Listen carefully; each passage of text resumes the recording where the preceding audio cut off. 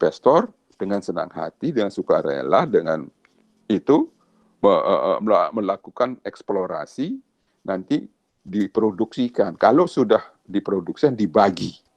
Mana bagian negara, mana bagian mereka. Nah, bagian mereka itu baru hak milik mereka setelah diproduksikan dan dibagi. Ini dibagi hasil. Sehingga kita tetap berdaulat merdeka atas kekayaan alam kita. Yang di bumi maupun yang sudah diproduksikan, tapi belum dibagi. Setelah dibagi baru menjadi haknya mereka. Gitu loh. Dan kita hargai hak ekonomi mereka atas bagiannya mereka. Ya, sebelum dibagi, kita kembalikan biaya yang mereka keluarkan waktu mencari cadangan, namanya eksplorasi tadi itu, biayanya besar, kita kembalikan. Namanya cost recovery. Jadi biaya eksplorasi, biaya produksi dikembalikan. Sehingga mereka nggak bakalan rugi kalau mereka berkontrak sesuai dengan konstitusi. Nggak bakalan bubar. Perusahaan-perusahaan tambang dalam negeri maupun asing yang berkontrak dan perusahaan negara. Ya, tetapi pemilik daripada cadangan di perut bumi itu negara, ya, dan dibukukan di perusahaan negara ini. Begitu. Nah, kalau tidak menjadi milik, disebut sebagai milik negara, boleh jadi si penambang ini yang mengklaim sebagai pemiliknya cadangan di perut bumi itu. Yang dari dulu saya sudah teriak-teriak, khususnya di migas. Tidak boleh.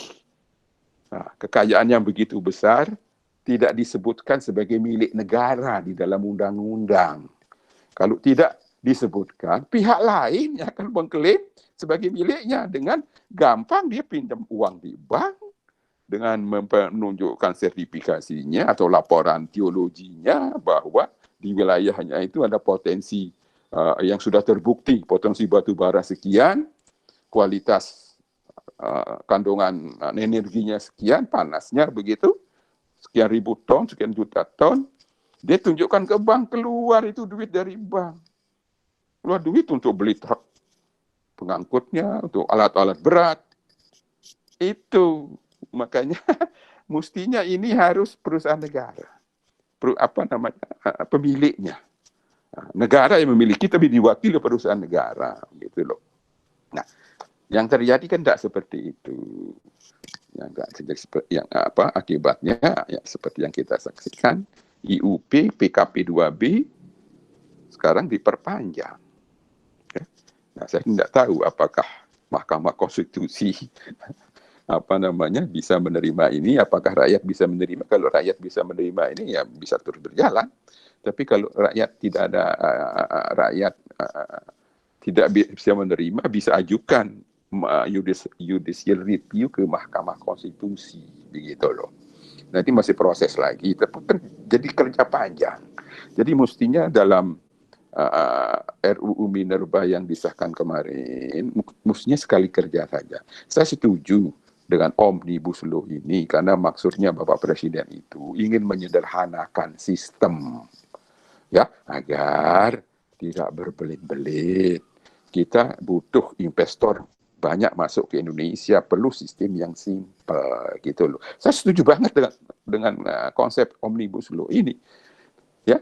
Nah, khusus untuk Minerba, dia tidak masuk Omnibus Law, dia tersendiri pengesahannya kemarin. Nah, sayang sekali kalau pengesahan daripada Undang-Undang Minerba yang baru ini ada potensi untuk melanggar konstitusi, sehingga urusannya panjang nanti di Mahkamah Konstitusi, gitu loh. Nah, apa beratnya sih para perusahaan batu bara yang selesai, yang habis masa kontrak atau masa izinnya itu, dikembalikan dulu ke negara, wilayahnya itu diterima oleh negara, negara menyerahkan ke BUMN, gitu loh. Lalu mereka berubah bentuk status kehadirannya di Indonesia menjadi dia berkontrak dengan perusahaan negara. Nah, itu saja yang perlu pengaturan masa transisi mestinya.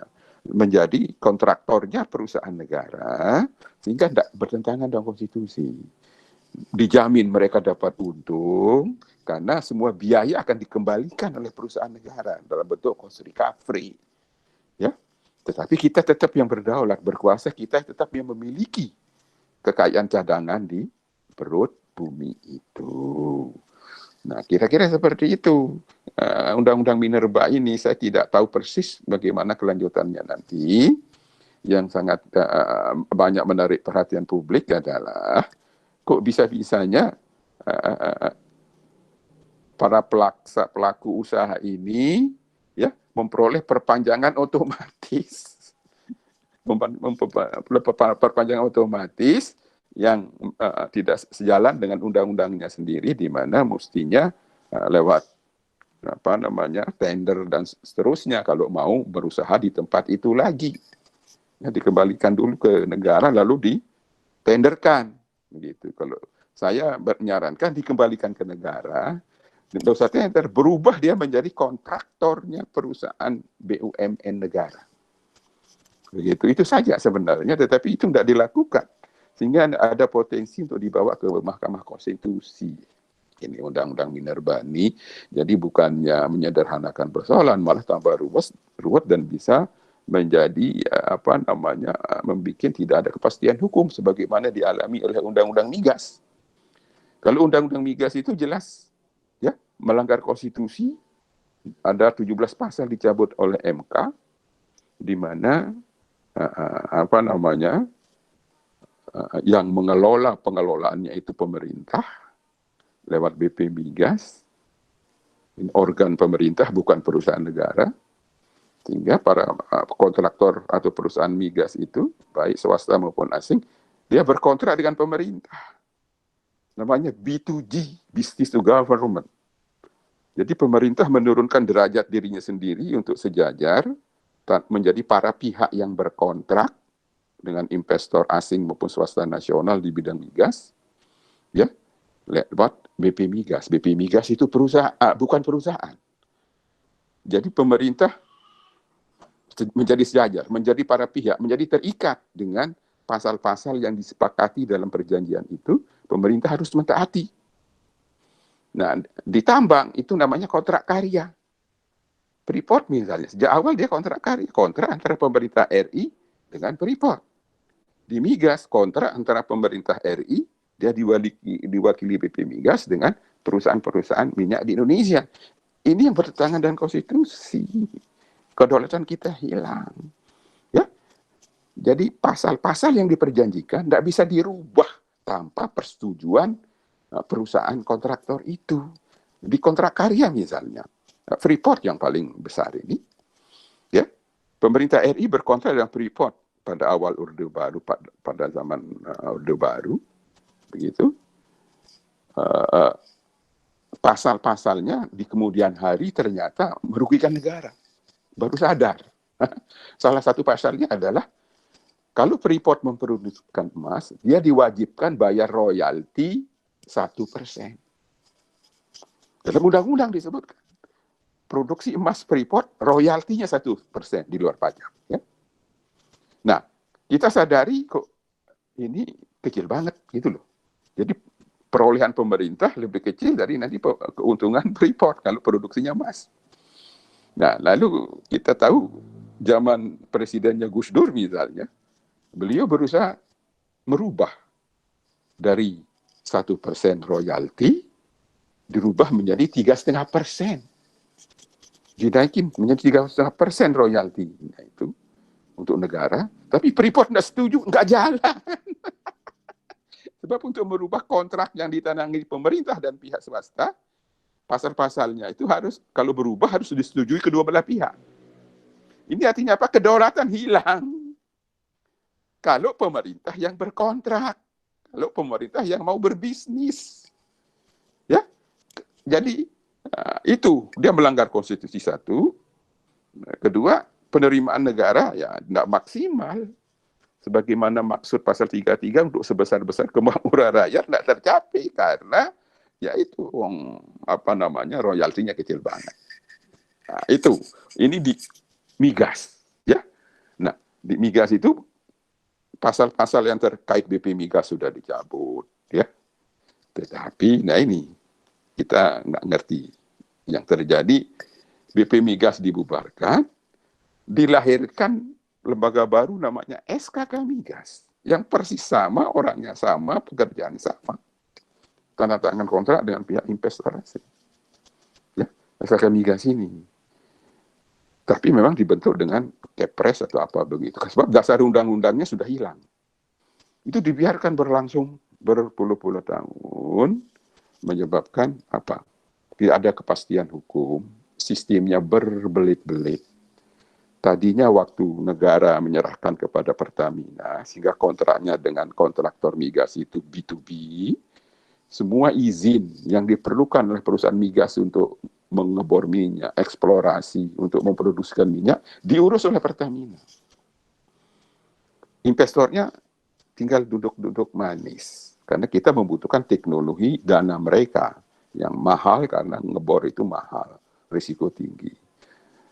Nah, semua izin untuk melakukan pengeboran atau kegiatan perminyakan itu dilakukan oleh penanda tangan kontrak dari pihak Indonesia, itu Pertamina.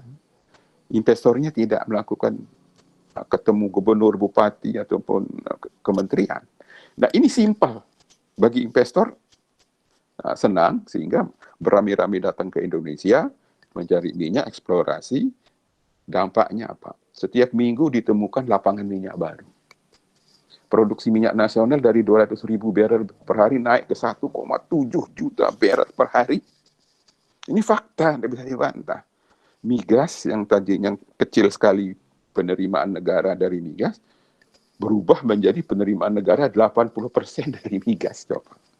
Hasil Undang-Undang nomor 871 di mana yang mengelola itu negara, CQ perusahaan negara, bukan pemerintah. Gitu. Nah, di Minerba kontraknya bisnis B2G, ya, penerimaan negara relatif kecil, sehingga tidak boleh lagi menggunakan kontrak karya, ya, tidak boleh. PKP 2B mirip kontrak karya. Tidak mestinya kontrak karya PKP 2B tidak boleh ada lagi di Indonesia. Saya tidak mengerti mengapa Undang-Undang Minerba yang baru memperpanjang izin kontrak PKP 2B. Nah, kalau izin usaha penambangan juga menurut pendapat saya tidak sejalan dengan konstitusi, seolah-olah Minerba ataupun cadangan batu bara dan minerba yang ada di perut bumi itu seolah-olah milik Pemda, seolah-olah milik bupati, sehingga mereka diberikan otoritas mengeluarkan izin. Enggak, seolah-olah, ya, sehingga yang terjadi seperti yang kita saksikan, begitu banyak IUP-UP yang dikeluarkan oleh para bupati, ya, padahal ini milik negara, batu bara di perut bumi itu. Nah, yang benar itu milik negara, negara membantu BUMN-nya, BUMN yang paling ngerti bisnis, yang mengerti teknologi penambangan, itu BUMN, bukan kepala daerah.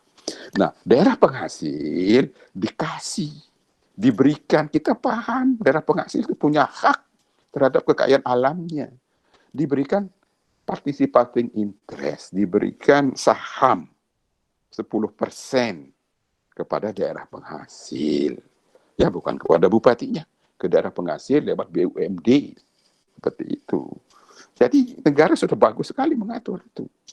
Nah, ini kita nggak tahu situasi posisi sekarang ini mestinya arahnya ke lebih bagus, ke lebih baik, lebih sesuai dengan konstitusi. Tetapi yang kita saksikan di bidang minerba, ya seperti yang saya katakan tadi, kok diperpanjang dengan menggunakan PKP 2B maupun izin usaha penambangan. Mestinya dikembalikan ke negara dulu wilayahnya itu, lalu para penambang ini langsung dikonversi, bikin kontrak dengan perusahaan negara itu. Sehingga kita tidak salah, tidak melanggar konstitusi, ya. Dan cadangan di perut bumi itu milik negara, diwakili oleh BUMN, itu disebut dalam laporan keuangan di BUMN itu. Ya, nah kita beda dengan Amerika. Kalau di Amerika itu siapa yang memiliki lahan? Apakah individu, apakah perusahaan ataupun siapapun yang memiliki lahan, terus di bawah lahan, di bawah tanah itu ada minyak, ada gas, ada batu bara, ada mineral. Itu sumber daya alam itu menjadi milik si pemilik tanah. Di Amerika itu jadi milik pribadi. Batu bara yang ada di perut bumi di mana tanah itu milik pribadi. Itu Amerika. Ini tidak ada masalah kalau sudah menjadi milik pribadi, ya.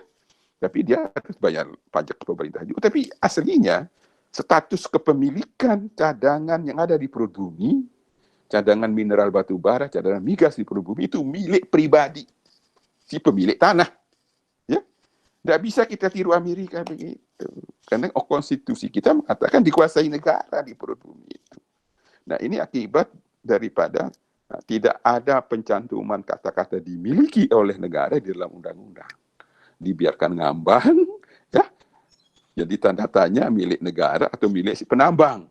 Nah, negara mengatur lewat undang-undang seperti itu. Memang ada pemasukan negara tapi tidak optimal. Nah, itu yang bisa saya katakan. Nah, mudah-mudahan ke depan ada perbaikan lah lewat kalau memang di judicial review, agar tidak ada penyimpangan terhadap konstitusi kita. Itu sedikit tentang minerba, ya. Terima kasih.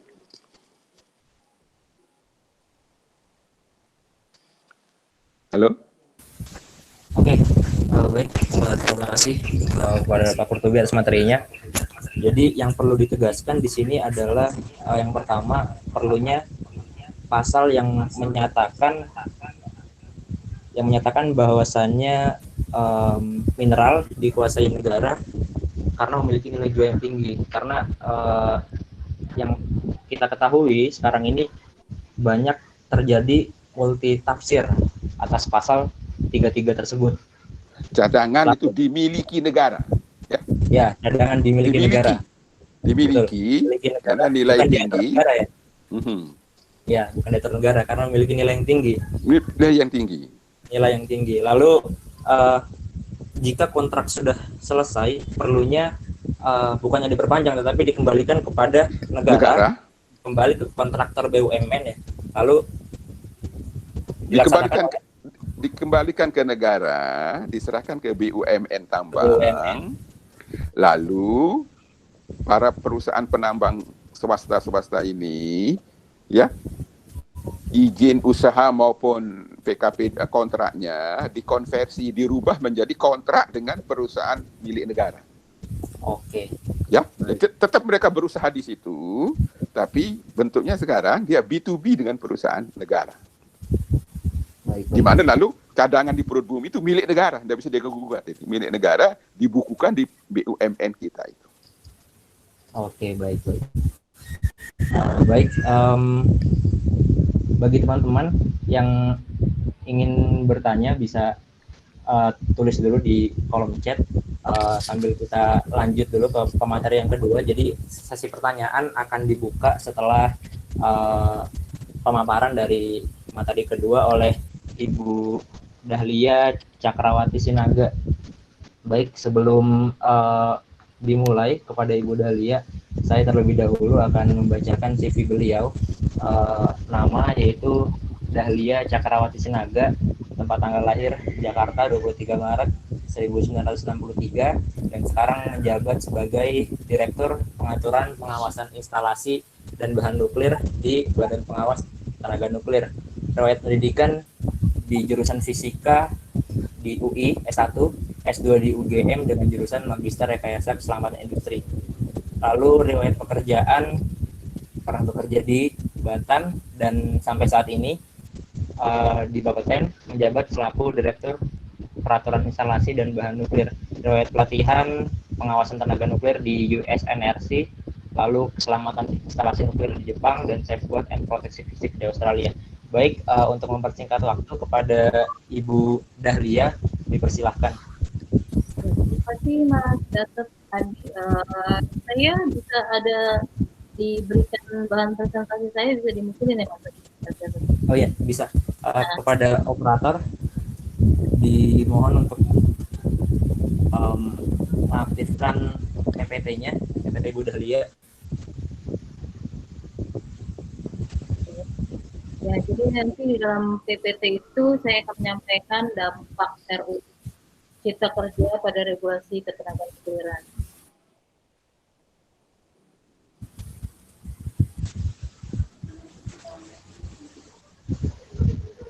Oke, halo operator.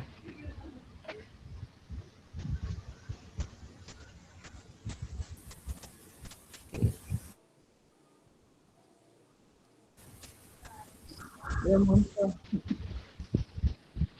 Operator. Sebentar Ibu. Ya.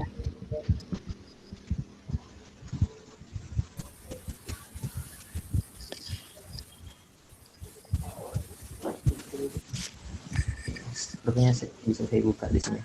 Oke, Ibu sudah. Ya.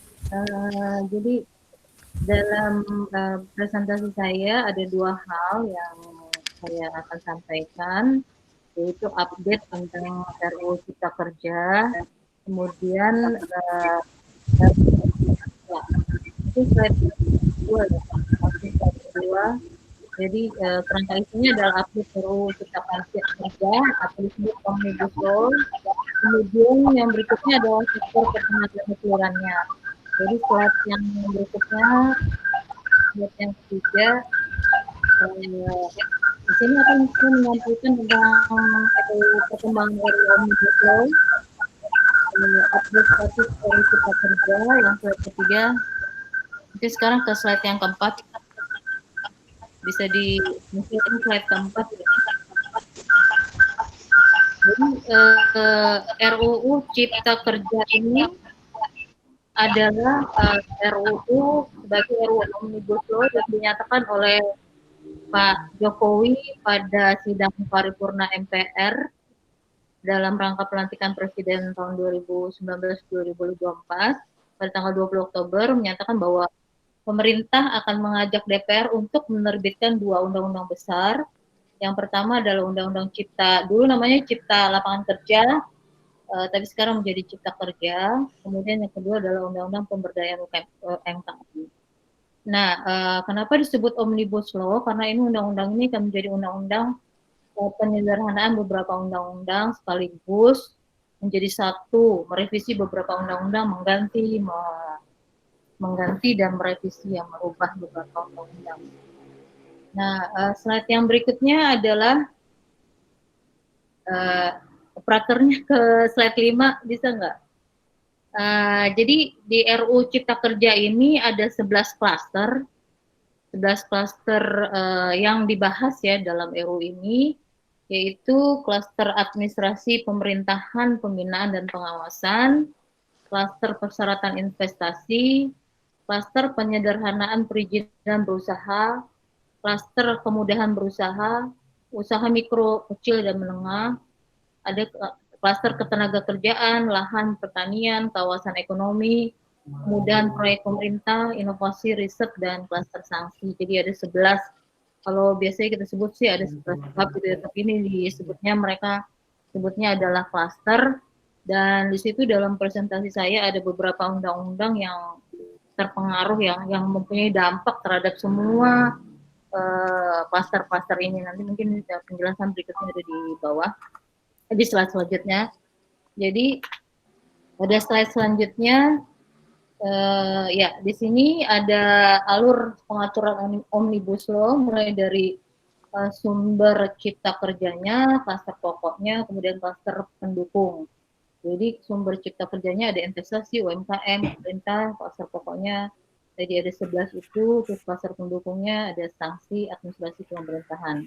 Kemudian slide berikutnya, kita lihat di situ ada penyederhanaan. Nah, ini yang paling sangat terpengaruh di dalam ketenaga nukliran adalah masalah penyederhanaan perizinan berusaha. Yang di dalamnya itu ada 18 ya sektor. Yang salah satunya adalah sektor ketenaga nukliran yang sekarang ini ada di dalam Undang-Undang Nomor 10 tentang perizinan ketenaga nukliran. Tapi ini diangkat menjadi ke Undang-Undang Omnibus Law, ada beberapa perubahan, nanti mungkin saya sebutkan perubahan-perubahannya. Jadi sektor perizinan berusaha, penyederhanaan perizinan berusaha ini ini didasarkan nanti menerapkan standar berbasis resiko, risk-based approach, dan juga meninggalkan berbasis license approach yang lama ya. Jadi ada graded approach di sini, yaitu kalau untuk resiko tinggi baru dikasih izin. Jadi akunnya itu bergrading. Nah, kalau yang usahanya berdampak tinggi itu adalah keselamatan, kesehatan, environment, lingkungan, dan sumber daya alam. Tapi kalau risiko menengah, nanti kita tidak digunakan lagi istilah izin, tapi standar. Kemudian risiko rendah itu pendaftaran atau registrasi. Kemudian penilaian standar dilakukan oleh profesi yang bersertifikat. Penataan kewenangan diatur dalam NSPK, norma, prosedur, standar, dan kriteria. Slide berikutnya kita lihat adalah masih tentang penyederhanaan perizinan berusaha. Jadi ini sama ya dengan yang tadi, tetapi mungkin penekanan yang di sini juga yang penting adalah izin lokasi. Nah, sementara ini memang di ketenaganuclearan itu kita sebut sebagai izin tapak, itu memang diperlukan. Nah, kalau kita bicara RUU Omnibus Law, maka izin lokasi tidak diperlukan, tapi nanti akan menggunakan peta digital RDTR, memang ini yang terintegrasi ya di seluruh Indonesia. Dan masalah AMDAL juga untuk izin lingkungan hanya untuk yang berisiko tinggi, tapi memang nuklir salah satunya adalah mempunyai risiko tinggi yang disebut sebagai risiko tinggi, nanti dipilah-pilah lagi ya. Kegiatan dan fasilitas yang berisiko tinggi di nuklir pun akan dipilah-pilah, dan yang paling tinggi nanti menggunakan AMDAL. Nah, penerapan standar bangunan, nah ini juga menjadi satu juga ini nantinya. Tidak ada lagi beberapa undang-undang yang semuanya saling overlap gitu ya di sini. Jadi menghindari overlapping dari beberapa undang-undang sehingga menjadi satu di sini. Kemudian tadi yang lainnya, yang nomor 8 adalah yang paling penting juga. Nah, istilah pengawasan dan inspeksi ini diatur nanti berdasarkan resiko tinggi ya. Kemudian slide berikutnya ini langsung ke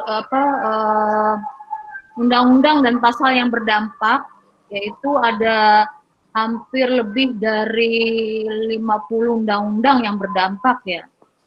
Jadi di situ kalau kita lihat langsung ke tenaga nukliran itu di perizinan berusaha ya, dampaknya itu hanya satu. Ini masih belum muncul masalah ketenaga nukliran, perizinan berusahanya mungkin yang berikutnya nanti setelah ini. Tapi di sini kita melihat ada banyak sekali undang-undang yang berdampak dari 11 klaster itu tadi yang disebut. Kemudian mungkin kita lihat ke ya slide berikutnya untuk yang nuklir ya ada di situ. Jadi untuk yang perizinan, dampak dari perizinan berusaha, undang-undang dan pasal terdampak untuk perizinan berusaha itu di klaster ketenagaan nukliran, undang-undangnya memang disebut cuma satu, yaitu Undang-Undang Nomor 10 tahun 1997, dan ada 9 pasal di situ yang diangkat ke Omnibus Law.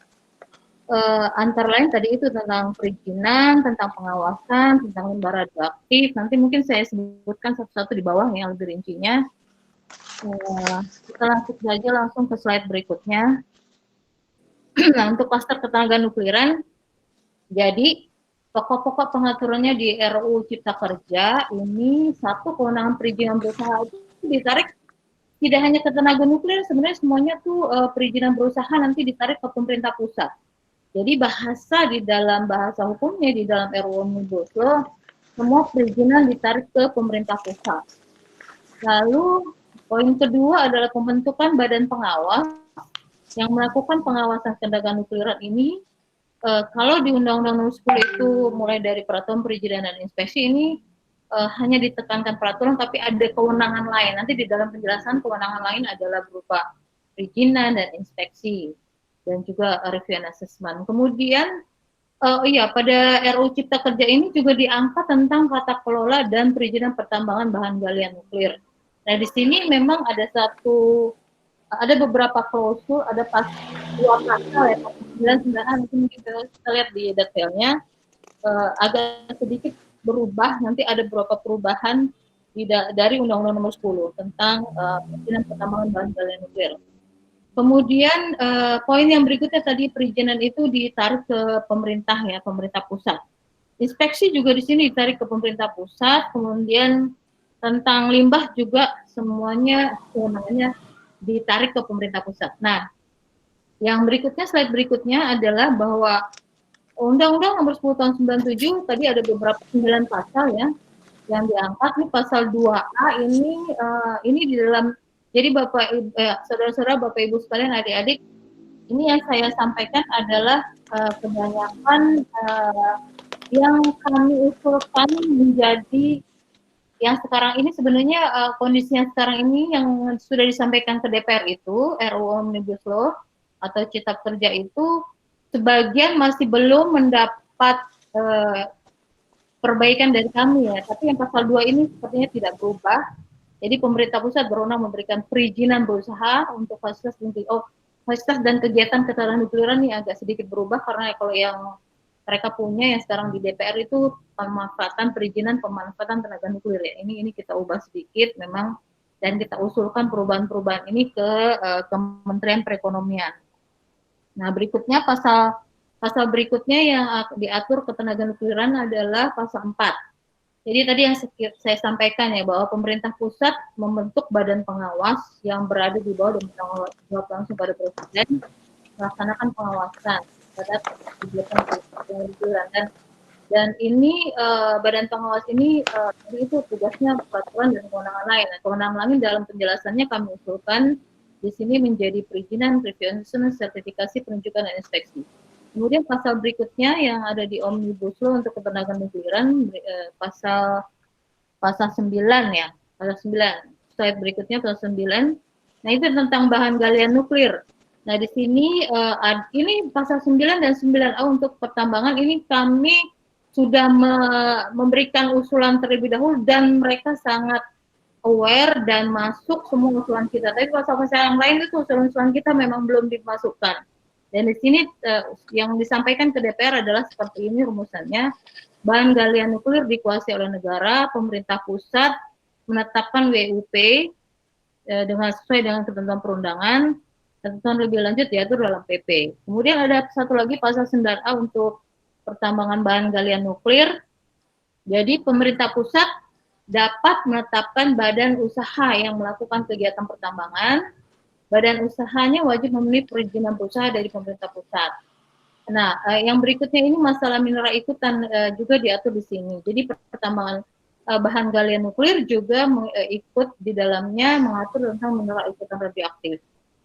Yang sekarang mungkin monastis dari tambang timah ya. Kemudian poin keempat, badan usaha pemegang izin berusaha terkait pertambangan mineral dan batu bara yang menghasilkan mineral ikutan wajib mengolah dan atau menyimpan. Nah, sekarang ini di dalam undang-undang kita belum mengatur masalah ini. Yang undang-undang 10 ya, sekarang kita udah mengatur bahwa mineral ikutan itu boleh diolah dan disimpan sementara sesuai dengan peraturan perundang-undangan dan diatur lebih lanjut dalam PP. Nah, kemudian pasal berikutnya, pasal 10 yang sekarang ada di Sebentar, bisa tanya nggak, Bu? Iya, Pak. Sebelum dilanjutkan. Tergantung moderator, Pak. Mungkin sebentar lagi, Nggak, Pak. mungkin pasal ini, pasal yang tadi. Mungkin mumpung ada apa? Oh. Tentang produk ikutan. Mungkin selesai dulu, Pak. Bahan. Oke.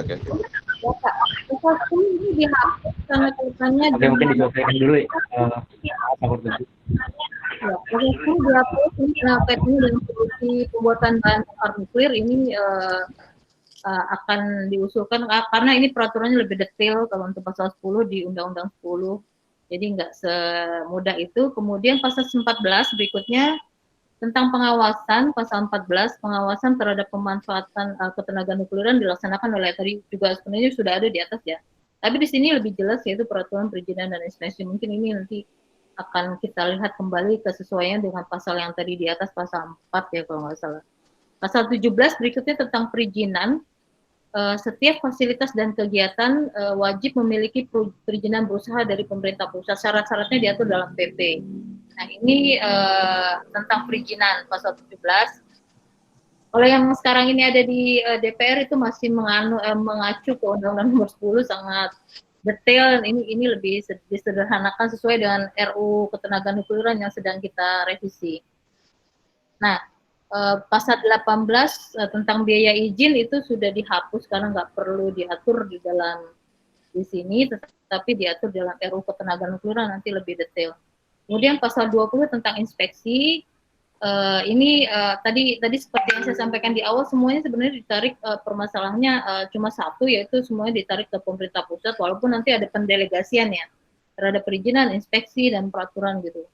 Pasal 20, kemudian pasal 25 tentang limbah, pemerintah pusat, nah kembali lagi ini kewenangan pemerintah pusat menyediakan tempat penyimpanan permanen bahan bakar nuklir bekas, kalau yang sekarang masih limbah radioaktif tingkat tinggi. Tapi nanti kita lebih detailkan, ada penyimpanan bahan bakar nuklir bekas dan limbah radioaktif sedang tinggi, itu disediakan oleh pemerintah pusat. Tapi kalau dalam undang-undang yang 10 sekarang tanggung jawabnya Batan. Nah ini nanti mungkin pendelegasiannya seperti itu ya. Tetap aja mungkin, tapi ini diangkat pemerintah pusat dulu, baru nanti pendelegasiannya ke Batan. Kemudian pasal 41. Pasal 41 ini tentang sanksi juga kami usulkan dihapus karena ini hanya menyangkut tentang reaktor gitu yang tanpa izin, padahal sebetulnya kalau kita bicara sanksi kan tidak hanya reaktor ya, kalau pelanggaran sanksi itu tidak hanya pelanggaran untuk reaktor, tapi semua kegiatan ketenaga nukliran harusnya ada sanksinya. Nah ini nanti kita sarankan dihapus dan masuk saja di RU Ketenaga Nukliran gitu yang kita revisi saat ini. Nah, kemudian dampak terhadap slide berikutnya adalah dampak terhadap regulasi ketenaga nukliran secara summary adalah substansi yang tidak diatur dalam RU Cipta Kerja ini nanti akan diatur dalam revisi Undang-Undang Nomor 10 Tahun 1997 yang sekarang sedang dalam proses penyelarasan NA dan akan harmonisasi dengan beberapa pemilihan. Tentunya harus selaras dan harmonis dengan RU Cipta Kerja, jadi tidak boleh ada yang bertentangan. Dan PP-PP-nya juga akan kami usulkan untuk dalam proses revisi, baik PP2 untuk perizinan, keselamatan, PP33, PP29 nantinya harus direvisi atau diperbaiki atau diganti sesuai dengan RUU Omnibus Law maupun RUU Ketenagaan Nukliran yang baru. Nah, subjek perizinan berusaha dalam kewenangan pemerintah pusat untuk ketenaga nukliran, sesuai juga untuk sektor yang lain juga seperti itu sih, semuanya kayaknya ditarik ke pemerintah pusat ya. Kemudian reformasi pada sektor ketenaga listrikan dan ketenaga nukliran dengan adanya penyederhanaan izin berusaha ini pastilah akan menarik investor ya, untuk nantinya menarik investor sehingga industri ketenaga nukliran mungkin diharapkan bisa meningkat ya, industri ketenaga nukliran ke depannya, dan akan memberikan nantinya mungkin manfaatnya lebih besar lah ya, lebih banyak untuk mensejahterakan masyarakat. Nah, sebagai penutup, pemerintah menawarkan beberapa insentif bagi pelaku usaha untuk menumbuhkan ekonomi dan daya saing dalam beberapa pasal-pasal itu banyak insentif yang diberikan pemerintah di dalam RUU Omnibus Law ini, dan sektor energi memiliki peranan vital dalam sektornya, ini terkait dengan Java Blackout Incident. Kemudian ekosistem dan infrastruktur energi nuklir perlu diciptakan dalam roadmap rencana induk dengan dukungan pelaku usaha, akademisi, praktisi, dan mengambil keputusan. Kemudian regulasi ketenaga nukliran adaptif terhadap dinamika sosial, kemajuan teknologi, dan ketersediaan sumber daya dengan memprioritaskan keselamatan, keamanan, dan safeguard.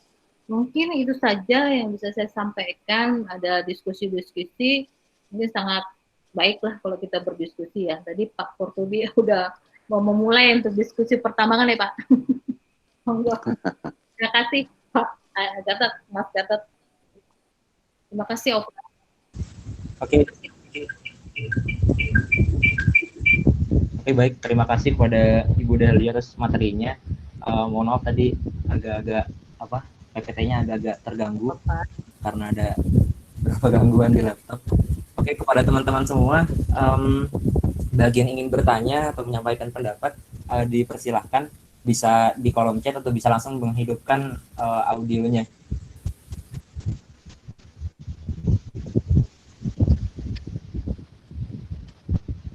Atau sepertinya tadi Pak Kurtubi ingin bertanya, kalau sudah lihat. Ya, boleh dipersilahkan bertanya. Silakan, Pak. Ya, dipersilakan, Pak. Ya, menarik ya. Undang-undang ketenaga nukliran di Omnibus Law ini, atau klaster ketenaga nukliran di Omnibus Law ini, memang sama dengan di klaster-klaster yang lain, dimaksudkan untuk menyederhanakan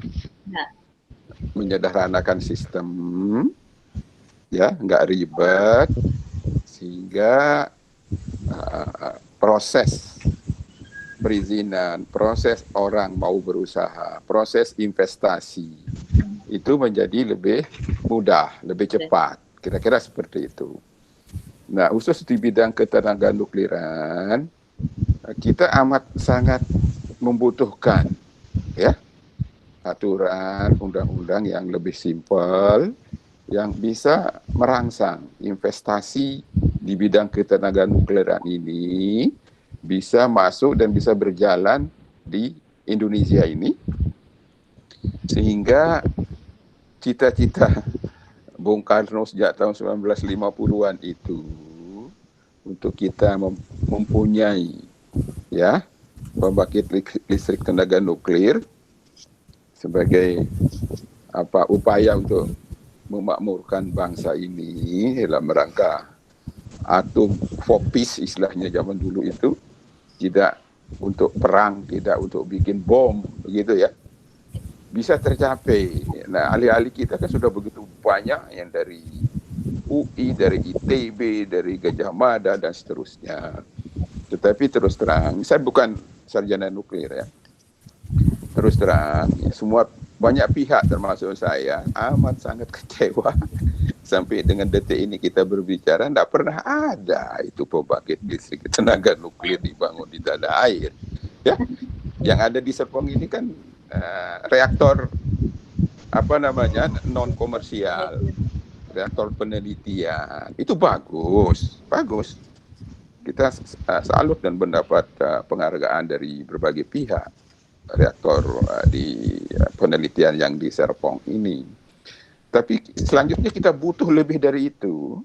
Setelah alih-alih kita banyak, pengelola reaktor tetap aman, sekalipun skala kecil, namanya reaktor tetap aja reaktor.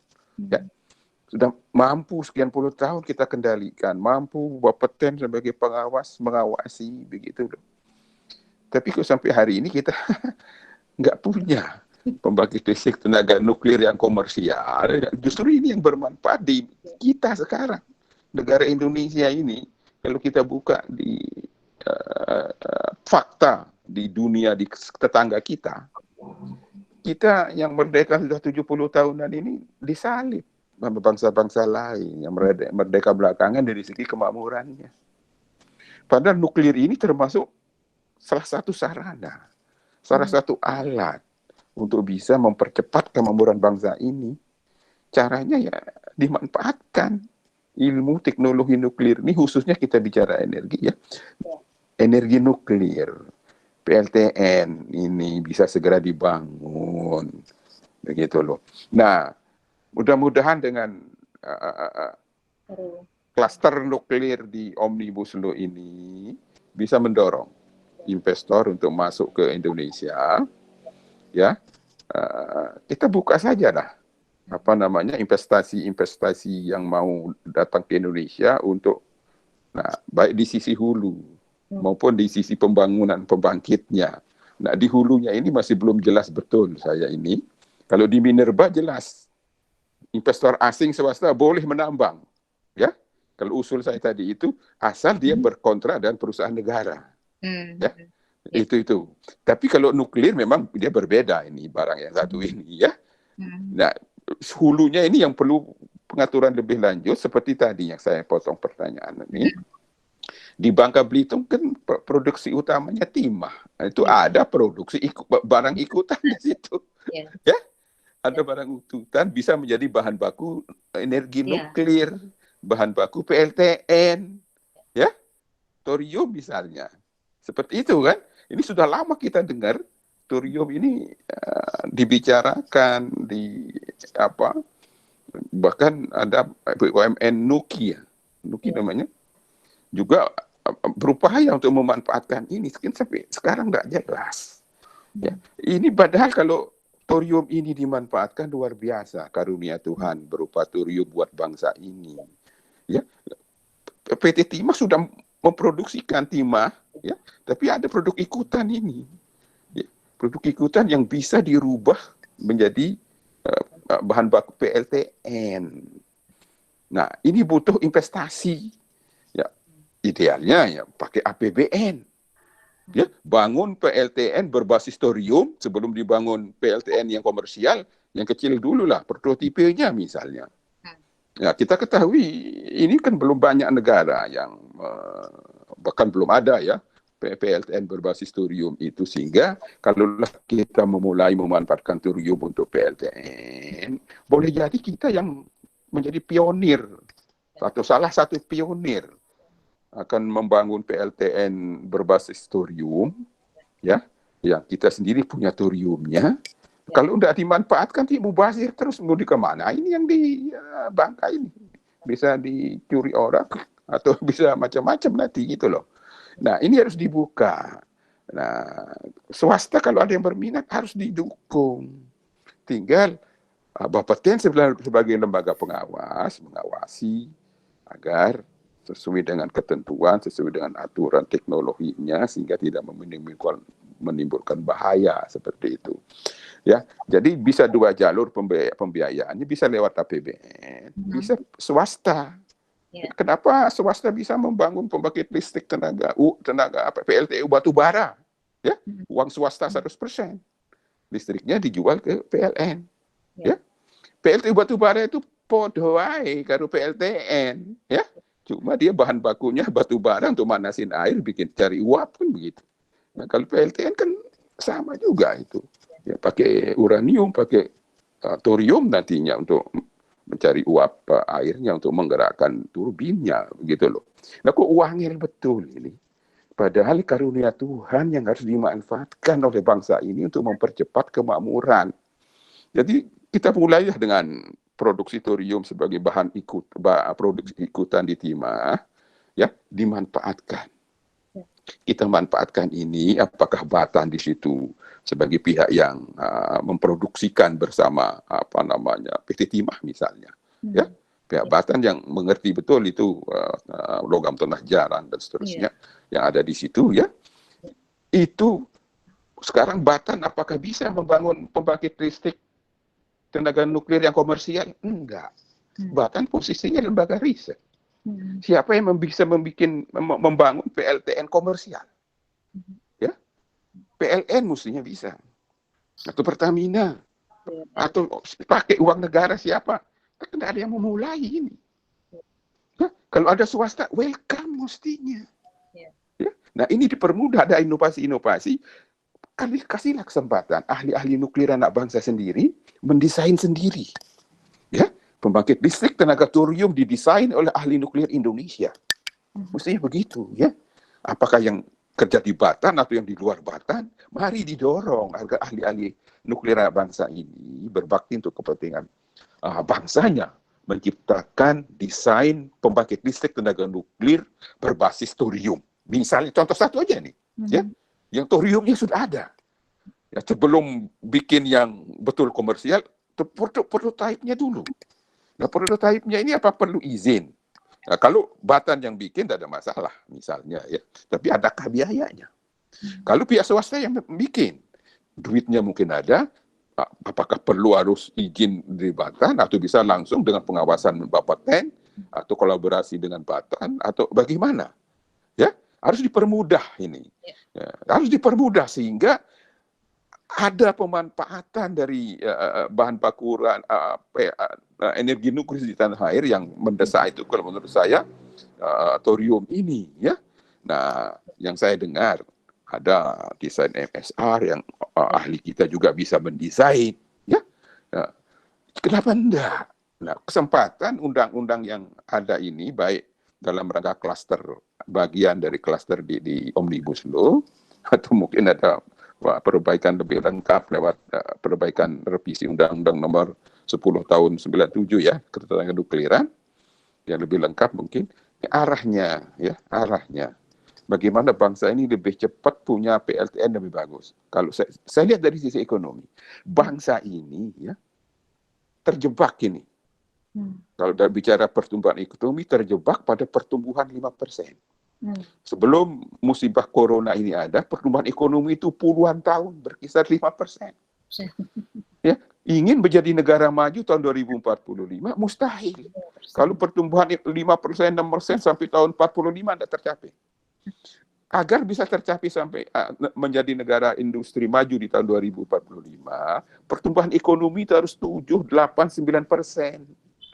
Untuk bisa ekonomi tumbuh 7, 8, 9 atau double digit, listriknya harus cukup untuk mendukung apa? Industrialisasi. Yang bisa mempercepat pertumbuhan ekonomi itu industri. Ya. Kalangan bisnis, ya. Komersial harus didorong untuk bisa tumbuh di Indonesia ini. Mereka industri pabrik itu bekerja 24 jam. Butuh listrik yang 24 jam. Nah, PLTN kekuatannya karena menghasilkan energi stabil 24 jam. Ini kekuatan besar yang kurang dimanfaatkan. Listrik stabil 24 jam bisa mendukung penuh terjaminnya industri pabrik bekerja 24 jam. Ya. Dengan kekuatan besar listrik 24 jam didukung oleh nuklir, industri itu akan berkembang. Industri berbasis apapun. Industri manufaktur, industri berbasis tambang, industri berbasis kuliner, industri berbasis pertanian, berbasis peternakan, industri berbasis perikanan, ya, wisata dan seterusnya. Semua butuh energi listrik. Ya, sebagian besar bekerja 24 jam. Nuklir jawabannya. Lebih-lebih, saya di Komisi 7 kemarin ikut mendorong, memperjuangkan agar Paris Agreement, perjanjian Paris, yang ingin berusaha agar udara yang dihirup oleh semua umat manusia di muka bumi ini bisa udara bersih. Ya, pemanasan global harus dikurangi, sehingga pemakaian energi fosil harus dikurangi. Nah, listrik kita 60% lebih pakai batu bara. Ya, batu bara itu fosil yang menghasilkan emisi CO2 besar banget. Nah, sekarang di Pulau Jawa ini PLTU batu bara gede-gede, pantai utara dari Anyer sampai Jawa Timur itu pemakai listrik batu bara gede-gede, di selatan, di Cilacap juga begitu. Nah, ini nggak bagus untuk kesehatan anak bangsa di kemudian hari. Jawabannya nuklir. Nah, tapi kalau ahli-ahli nuklir kita, masyarakat nuklir kita tidak bergerak maju, membiarkan status quo kayak jalan di tempat selama puluhan tahun seperti ini, nggak berubah. Ya, makanya saya salut kepada anak muda di Tangerang Selatan ini yang menginisiasi dialog ini. Ini apa yang bisa kita lakukan agar PLTN ini bisa terwujud, sosialisasi, termasuk sisi perundang-undangannya yang Ibu kita tadi menjelaskan, ya. Nah, ini harus kita kerja bareng semua agar PLTN ini bisa terbangun di Indonesia, ya. Nah, nggak ada mimpi yang bisa tercapai tanpa kerja keras. Ya, demikian. Pertama, mungkin adik-adik mau bertanya, silakan. Oke, baik. Terima kasih kepada Pak Tulbi. Oke, langsung saja ke pertanyaan yang pertama. Di sini ada Naufal bertanya kepada Ibu Dahlia mengenai paparan yang sudah disampaikan oleh Ibu Dahlia barusan. Jadi, bagaimana nasib energi nuklir atas hadirnya RUU Omnibus Law? Berdaulatkah atau akan tergantung gitu? Dan peran apa yang harus kita lakukan sebagai rakyat, sebagai mahasiswa, khususnya dalam memperjuangkan kedaulatan energi di Indonesia, khususnya di bidang nuklir? Baik, Ibu Dahlia, dipersilakan. Langsung ya. Halo, Mas Gatot langsung nih. Iya, Ibu, langsung. Pak Mas Noval, ini terima kasih pertanyaannya dengan RUU Omnibus Law, bagaimana energi ini bisa juga terlibat ya. eh, ini kan pada intinya kalau kita bicara Omnibus Law adalah tujuannya Pak eh, Pak Jokowi adalah memudahkan investasi ya, semuanya adalah memudahkan investasi. Tentunya termasuk juga energi nuklir gitu. Yang sekarang ini mungkin di apa sih ada dukungan mungkin ya dari sisi kemungkinan ini kalau kita melihat dari sisi investor untuk pengembangan energi nuklir khususnya PLTN mungkin di Indonesia gitu ya. Nah untuk Omnibus Law ini adalah sepertinya kalau saya sih melihatnya ya secara pribadi hal yang sangat-sangat mendukung tadi perkembangan investasi nuklir di industri nuklir di Indonesia dan tidak menurunkan kedaulatan ya, tidak menurunkan kedaulatan negara Indonesia kan semuanya diatur dengan lebih baik. Ini kita melihat dari semua, memang kalau kita bicara investasi nuklir di Indonesia khususnya PLTN, kalau kita investor datang ke Indonesia ternyata kalau saat ini tuh undang-undangnya banyak banget kan ya, ada semua kewenangan kementerian dan lembaga, ada beberapa undang-undang di situ, mulai saja dari izin tambang ya di kita itu berpengaruhnya ke izin lingkungan gitu, kemudian juga ada tata ruang di undang-undangnya semuanya akan memberikan hal yang mungkin mempersulit adanya suatu investasi nuklir di Indonesia. Contohnya aja kalau kita bangun di Bangka itu ada satu daerah misalnya gitu kan, di situ yang tidak bisa digunakan untuk pembangkit listrik tenaga nuklir karena di situ ada kaitannya dengan undang-undang tata ruang gitu kan, yang undang-undang tata ruangnya itu belum mengamanatkan adanya di situ boleh dibangun PLTN gitu kan. Belum lagi tentang kehutanan gitu. Nah inilah kalau RUU Omnibus Law tujuannya baik, sangat baik, pelaksanaan perizinan berusaha tidak membuat overlapping semua perizinan-perizinan di kementerian dan lembaga yang terkait, dan nantinya akan cepat gitu. Kalau misalnya pembangunannya mungkin kita sekarang ini kalau hitung-hitungan 15 tahun, mungkin ya dalam suatu pembangunan yang dengan izin yang tidak overlap bisa aja lebih dari 7 tahun, 8 tahun bisa dibangun gitu. Jadi mempercepat suatu proses perizinan dan pembangunan pengoperasian itu sendiri justru dengan RUU ini ya. Tapi kita teman-teman anak-anak muda harus mengawal nanti kalau memang RUU ini sudah sudah jadi, atau bahkan mengawal pada saat nanti sebentar lagi kan pembahasan dengan DPR ya. Pembahasan dengan DPR mungkin teman-teman mahasiswa, anak-anak muda semuanya harus mengawal pasal-pasalnya. Sementara pasal-pasal sekarang ketenaga nukliran pun kami mengawal masih ada juga yang kadang-kadang belum dimasukkan gitu kan, masih lewat gitu, terlewat. Nah, kami mengharapkan sih tidak hanya dari pemerintah, kami semua kementerian dan lembaga, tetapi juga dari masyarakat termasuk mahasiswa di dalam rumusan RUU Omnibus Law, ataupun juga nanti pada saat sebelum pengundangan itu harus semuanya berpartisipasi gitu dalam rumusan-rumusannya, harus diperhatikan satu-satu. Yang pada intinya semua tujuannya baik gitu ya untuk Omnibus Law ini.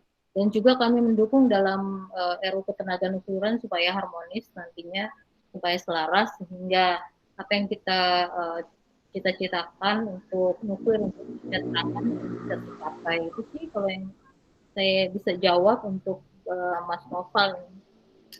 Gitu Pak Mas Gatot tadi. Oke, baik kepada Bu Dahlia. Selanjutnya ada Pak Hedi. Pada Pak Hedi, dipersilakan. Langsung aja Pak ya. Iya, langsung aja silakan Pak. Selamat malam Bu Dahlia, selamat malam moderator dan teman-teman lainnya. Selamat malam. Masalah saya pengen nanya tentang pasal 13 Undang-Undang Ketenaga Nukliran yang tidak membuka peran swasta Bu untuk ikut berpartisipasi dalam bidang penelitian dan pengembangan reaktor nuklir. Karena kalau kita melihat bahwa dalam Undang-Undang ketenagaan nuklir dijelaskan apa yang dimaksud dengan non komersial itu tidak ada. Namun selama ini dalam pelaksanaan undang-undang ketenagaan nukliran, makna reaktor nuklir non komersial diartikan sebagai reaktor nuklir yang bersifat riset, Bu, yang hanya dimiliki oleh Batan. Emang swasta nggak boleh melakukan riset? Ini yang pertanyaannya, karena menurut saya Pak Jokowi pernah menyampaikan bahwa untuk lebih banyak melibatkan pihak swasta dalam menjalankan penelitian dan pengembangan. Jadi dalam hal ini kayaknya pihak swasta tidak bisa harus selalu bekerja sama dengan Batan, tidak bisa langsung meminta izin ke Bapeten untuk melakukan membuat reaktor penelitian misalnya. Terima kasih, Bu. Oke. Iya, langsung ya Pak. Iya Ibu, langsung dijawab. Pak Hedi, terima kasih untuk pertanyaannya. Jadi memang untuk di Undang-Undang Nomor 10, memang untuk yang semua yang bersifat non komersial itu hanya Batan ya, Badan Pelaksana disebutnya. Tetapi kita memang dengan adanya Omnibus Law dan juga RUU Ketenagaanukliran yang baru, kita sangat membuka semua kesempatan untuk riset dan pengembangan atau riset penelitian dan pengembangan untuk ketenagaanukliran ini tidak hanya dilaksanakan oleh Badan Pelaksana atau Batan. Memang kalau di undang-undang sekarang begitu, dilaksanakan oleh Batan tapi harus bekerja sama gitu kan. Yang lain-lainnya harus bekerja sama dengan Batan. Ini yang sangat menyulitkan, akhirnya tidak berkembang. Itu termasuk tadi reaktor daya non komersial yang harus dibangun oleh, misalnya akan dibangun oleh swasta. Ini kan nggak boleh, harus melalui Batan, kerjasama dengan Batan. Tetapi sekarang kita membuka Pak Hedi di RUU Ketenagaanukliran. Kalau masih belum selesai RUU Ketenagaanukliran, kita masih mengacu Undang-Undang 10 gitu. Nah, tapi di Omnibus Law sih kayaknya membuka juga ya. Di riset dan inovasi itu, swasta juga bisa melakukan pengembangan atau penelitian untuk semua sektor ya. Jadi tidak hanya pemerintah yang melakukan penelitian dan pengembangan, pemerintah kan uangnya terbatas ya.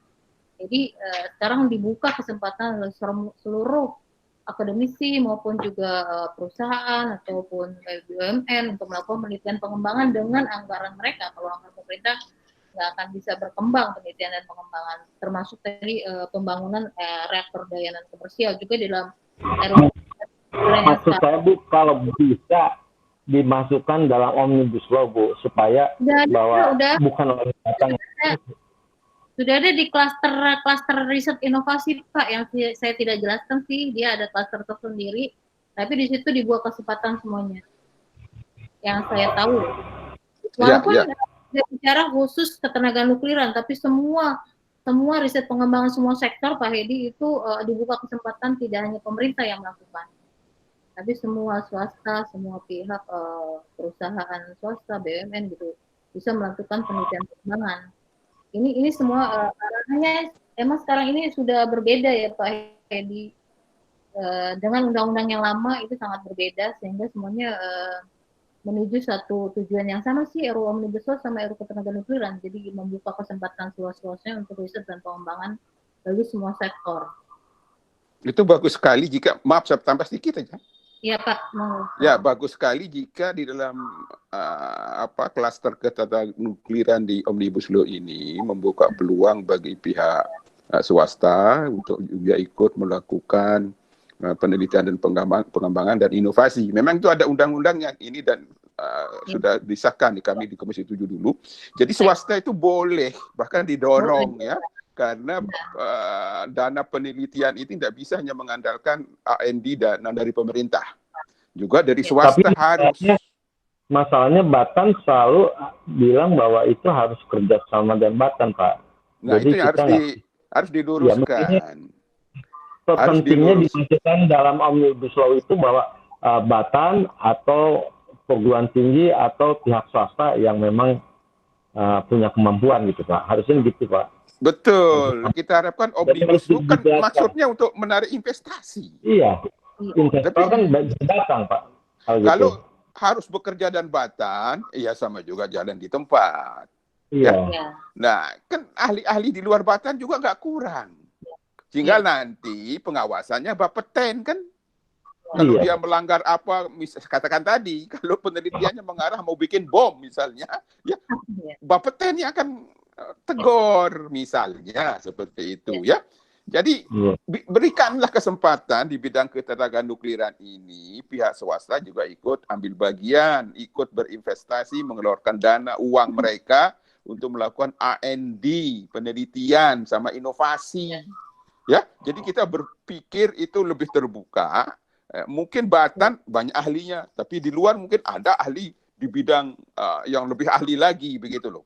Jadi tidak boleh dikunci mati harus dengan Batan, sehingga nanti tidak berkembang. Padahal di luar itu banyak ahli-ahli yang mungkin lebih menguasai segi bisnisnya, segi pemasarannya, segi apanya di samping segi teknologi nuklirnya misalnya seperti itu. Nah, ini aspek komersial mau tidak mau PLTN ini dibuka untuk pihak investor swasta. Syukur-syukur di Omnibus Law ini diatur kemudahan. Jadi tidak boleh penelitian itu harus dengan Batan sendiri, silakan kita dukung juga fungsi Batan sebagai lembaga riset. Tetap. Tapi kalau ada pihak swasta mau membiayai sendiri, membiayai sendiri penelitiannya, dibuka dong. Uang sendiri kok yang mau dipakai, ya seperti itu. Terima kasih Pak Qurtubi sama Bu Dahlia.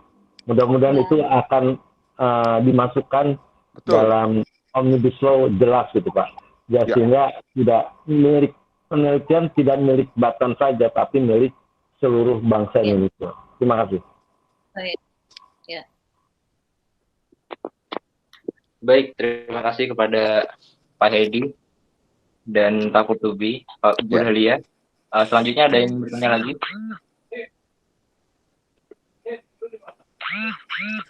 Oke, jadi di sini ada pertanyaan dari Mbak Dinda. Izin bertanya, bagaimana peran kita dalam mengelola bahan baku sendiri menjadi energi nuklir yang nantinya bisa bermanfaat, karena kebanyakan bahan baku masih dikelola oleh investor dengan alasan bahwa Indonesia sendiri masih belum mampu mengelola fasilitas, dan fasilitas yang tersedia masih belum terpenuhi. Lalu apakah yang harus dipilih? Apakah mengawali dengan mengelola bahan baku dengan anggaran yang ada, ataukah menabung anggaran untuk pembelian teknologi untuk pengelolaan bahan baku menjadi teknologi nuklir dengan syarat investasi terlebih dahulu dengan pihak luar? Baik, mungkin kepada Pak Qurtubi atau Bu Dahlia bisa menjawab. Ya, kalau menurut pendapat saya, kita harus cari terobosan ini. Ya. Saya katakan tadi, kita jalan di tempat sudah puluhan tahun ini untuk PLTN tidak terbangun-bangun ya. Apalagi kalau mau mengandalkan dana APBN, APBN-nya sekarang sudah minus luar biasa ini ya. Tidak bisa kita andalkan APBN, ya tidak bisa.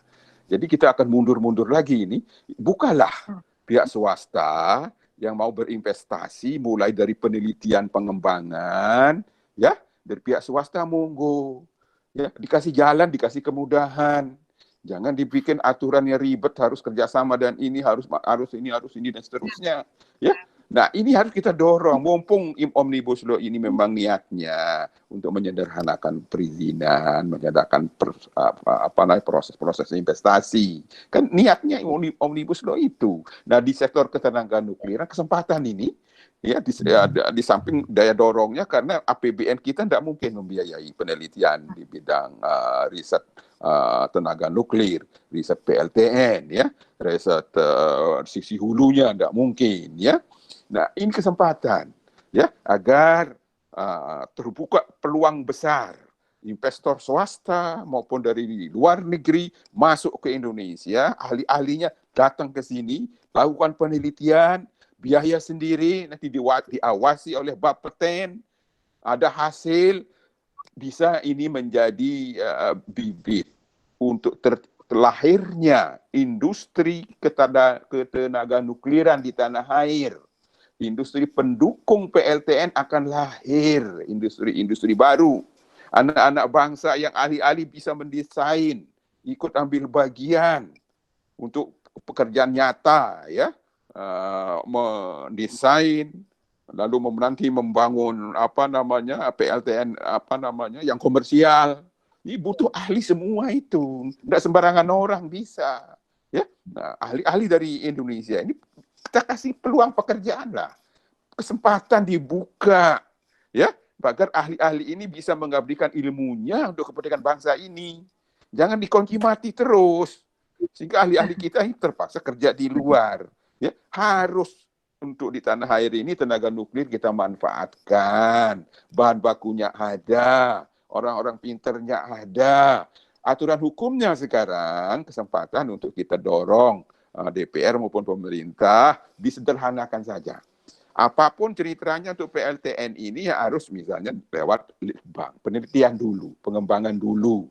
Ya, mau bangun yang pembangkit yang besar, yang komersial, atau yang kecil, atau yang menengah dengan menggunakan bahan baku nuklir pasti diteliti dulu, dibikin kepastian bahwa ini desain MSR ini aman nggak, ya, untuk memastikan MSR 300 megawatt, 50 megawatt misalnya, ya, dipastikan dulu aman apa tidaknya itu Bapeten. Tapi penelitiannya harus dibuka, untuk semua lini di sektor ketenaga nuklirannya, sisi hulu, sisi prototipe PLTN-nya, sisi komersialnya.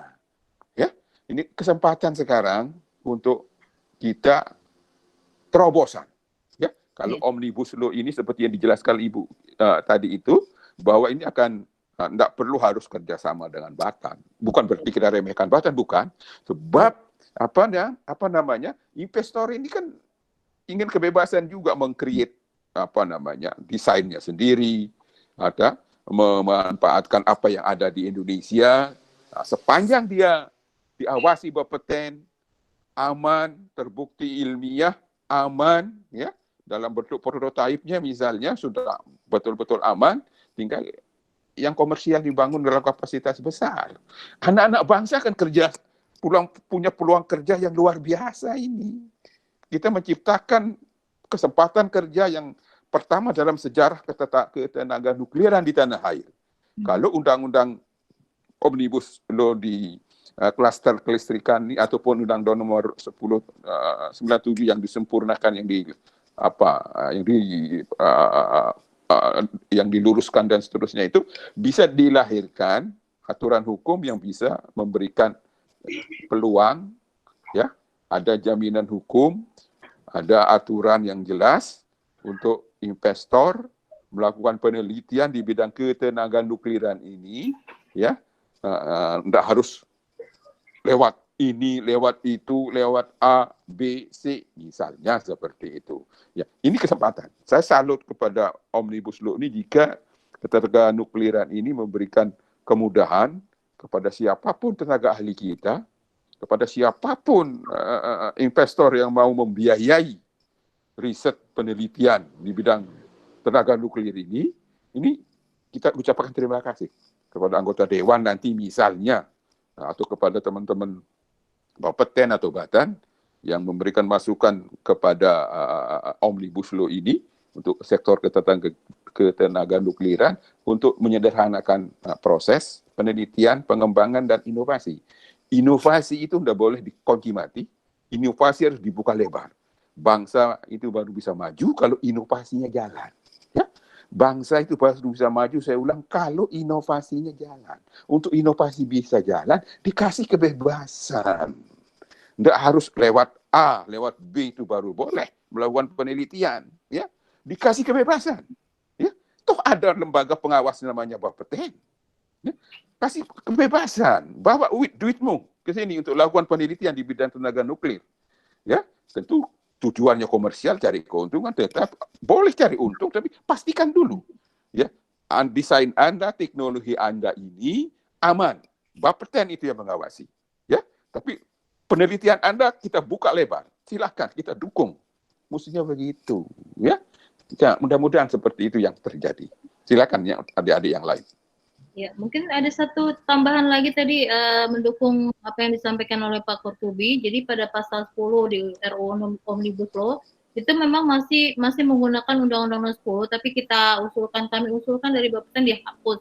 Karena judulnya hanya tadi Pak dilaksanakan oleh Badan Pelaksana, oleh Batan, sementara kita tidak mengarah ke situ lagi.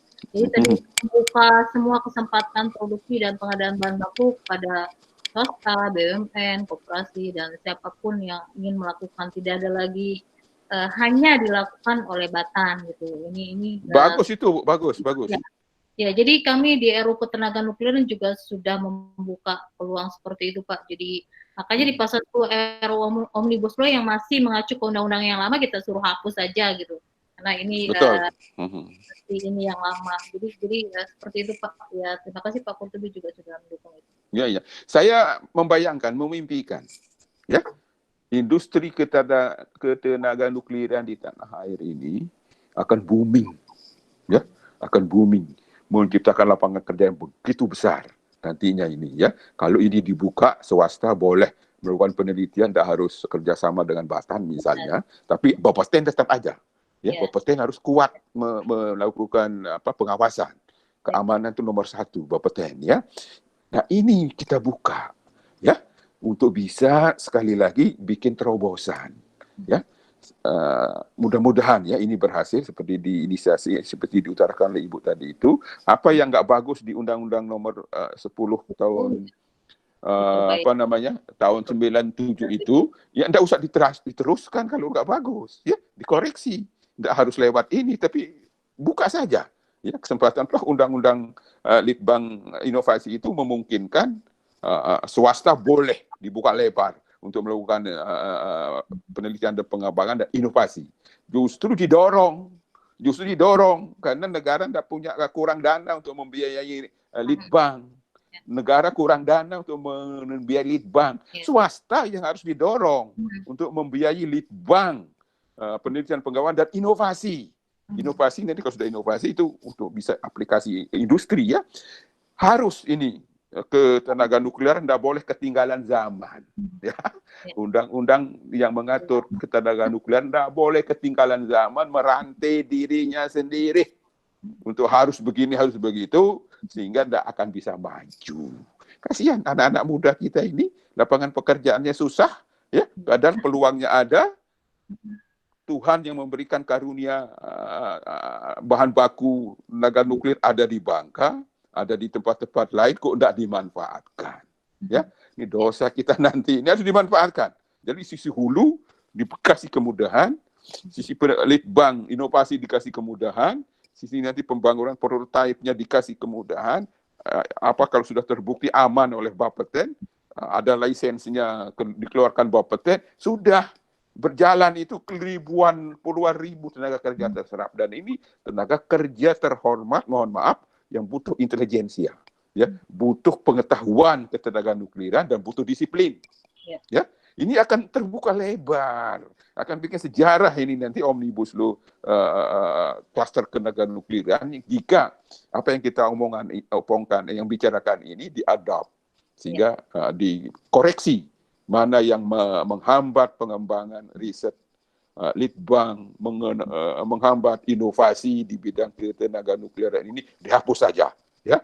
Saya rasa semua pihak bangsa Indonesia akan setuju dengan itu. Demikian, ya, terima kasih. Oke, baik. Terima kasih kepada Pak Kurtubi dan Ibu Dahlia. Selanjutnya ada pertanyaan dari Desi Pratiwi, ingin bertanya ke Ibu Dahlia terkait dengan adanya RUU ini, apakah pembangunan pembangkit listrik tenaga nuklir di Indonesia benar-benar akan direalisasikan karena baru disahkannya RUU ini? Karena di sisi lain masih banyak statement-statement negatif terkait nuklir itu sendiri, dan pembangunan PLTN itu sendiri masih mengandung banyak unsur pro dan kontra. Seperti itu, Ibu Dahlia.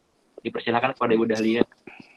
Ya, realisasi PLTN saya pikir ini satu jalan untuk tadi itu, untuk memungkinkan terjadinya pembangunan dan pengoperasian untuk RUU Omnibus Law. Tentunya ya tidak satu-satunya cara dengan adanya RUU Omnibus Law terus langsung bisa cepat terbangun PLTN. Ini diharapkan sih investor dengan adanya RUU Omnibus Law ini bisa tertarik gitu kan, sehingga bisa menginvestasikan semua dananya untuk pembangunan PLTN di Indonesia. Mungkin ini menjadi satu poin penting juga RUU Omnibus Law itu gitu. Walaupun misalnya masyarakat, tapi kalau dari sisi masyarakat mungkin Batan sudah mensurvei kan, sebenarnya masyarakat Indonesia setuju gitu, tetapi mungkin ada beberapa poin pentingnya adalah pemerintah, kembali ke pemerintah ya. Nah ini mungkin dengan adanya ruang itu adalah satu ketertarikan dari investor, dan nanti mereka pastinya datang ke pemerintah ya untuk ingin menginvestasikan gitu. Tujuan investasi itu diberikan atau diajukan ke pemerintah Indonesia. Sekarang ini mungkin dengan adanya RUU yang sedemikian ribetnya, mereka agak susah ya kan mengikutinya gitu. Jadi diharapkan seperti itu, tetapi ya ini harapan kami. Tapi saya kan netral ya, kalau dari sisi Bapeten kan netral, nggak pembangunan PLTN. Ada pembangunan PLTN besok, kita harus siap gitu kan kalau di Bapeten. Jadi ya saya sih seperti itu harapannya untuk RUU Omnibus Law untuk pembangunan PLTN di Indonesia. Ya, Bu Desi, terima kasih.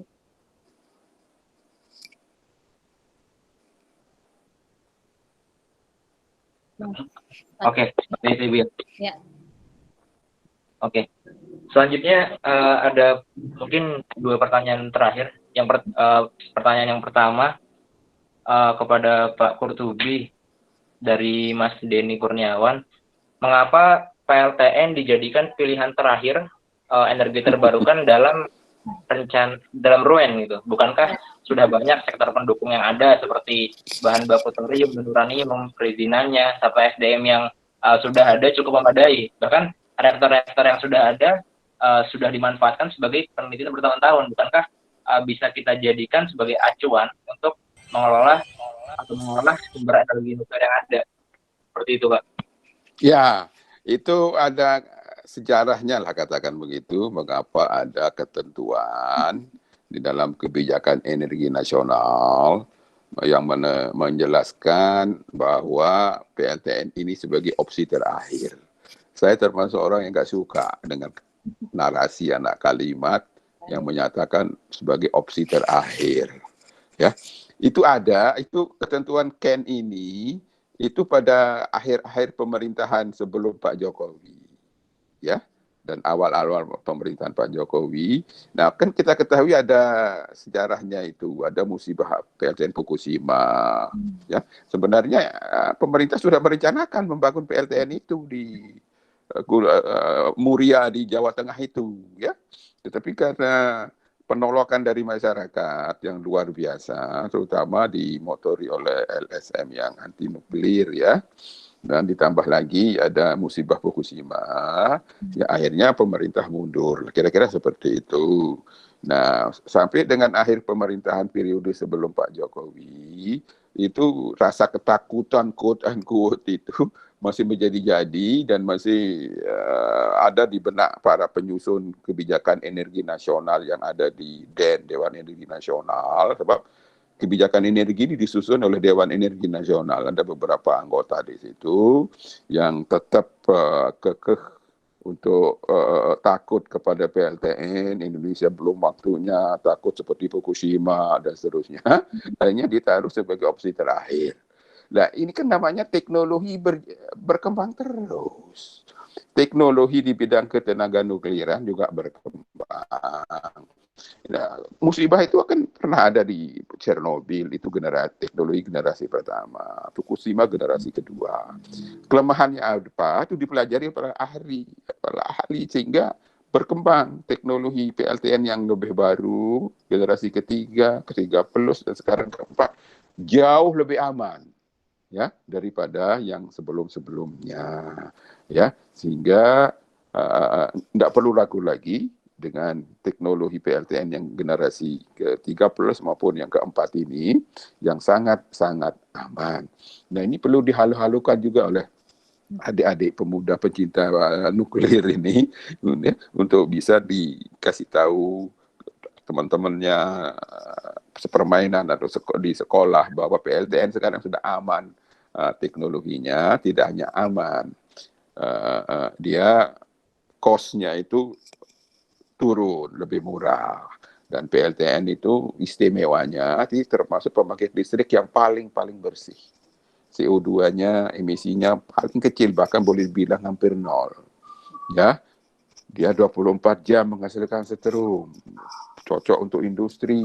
Ya, jadi perlu kita sosialisasikan kepada masyarakat, tetapi jangan bermimpi.